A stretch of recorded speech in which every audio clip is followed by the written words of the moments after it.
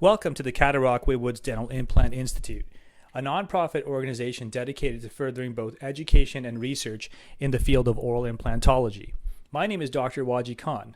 I also run the Top Gun Dental Implant Study Club. For more information, you can join at www.topgundisc.com. Membership is free. So today we have a case presentation about full lower clearance and the provision of 2 implants for 2 locators for a lower denture. So the case that we have is a 63-year-old healthy female who presents to us with what is a terminal lower dentition, and she's seeking at this point in time a complete lower denture. She's seeking to get dental implants to help retain her lower denture, as her past experiences with partial lower dentures, there was a lack of retention and she did not wear them.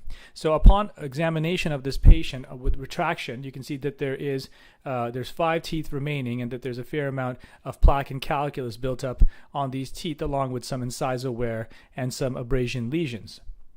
Here's another picture depicting that, and one can sort of see from the radiograph that there is severe bone loss that is associated with these teeth, hence the term terminal dentition. The panaural radiograph basically demonstrates that there's going to be, after removal of these teeth, that there's going to be an adequate amount of height of bone, and I can tell you from intraoral examination that there is an adequate amount of width for this patient as well. So the treatment plan for this patient is consent, lower clearance, and immediate placement of 2 dental implants, and some sort of bone grafting with IPRF and APRF on top in order to maintain both hard and soft tissue volumes, and then 4 months of healing time and the provision of locators. I usually like to bring all my patients, even if they're coming to me from referral, at the 1-year mark for a follow-up, just to make sure that everything's going well.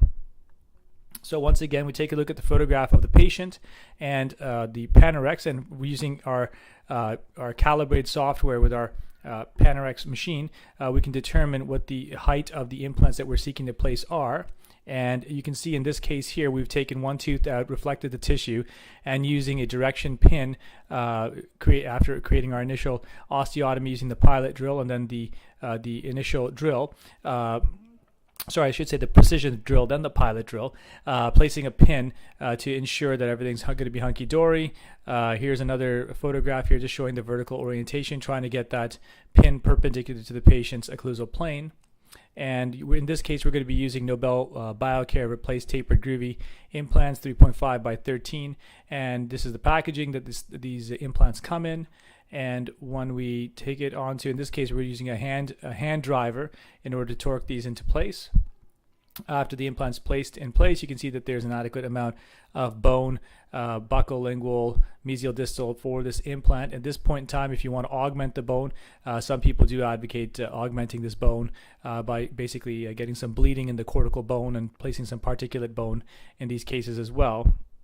Using an impression coping, we basically use that with this particular implant, because this implant doesn't come with a carrier like some of the other implants that you've seen me in my presentations use. We use this impression coping basically to act as our visual guide in order to get the same sort of angulation in the other for the other implant in the 3rd quadrant for this patient. Now, when I say get the same angulation, you obviously have to try to get the same angulation, but stay within your hard tissue. You can't be putting an implant into soft tissue or into muscles and stuff like that. It has to be inside the bone. So find a nice bony spot, create your osteotomies using this guide for your angulation, and you can see that these implants have been placed at the similar height and at a similar angulation.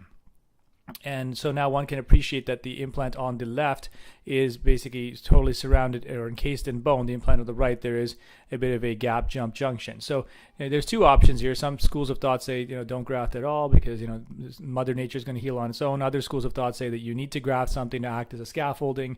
Then there's some schools of thought who basically think that by throwing a graft inside there, you're basically taxing the body by stuffing, dead bone in there, and the body's going to basically have to go in there and resorb that before it can go through its own natural process of laying down granulation tissue, connective tissue, which eventually can become bone for the patient. So in this case, we put some cover screws on for the patient, and we subscribe to the philosophy where we're going to basically place bone to maintain the soft and hard tissue volume and act as a scaffolding for the patient. This is sprinkled with some injectable platelet-rich fibrin with some platelet-rich fibrin membranes on top, and these are all sutured together to achieve a form of primary closure, if you'd like to say. 7 days later, the patient returns. This is what the patient looks like.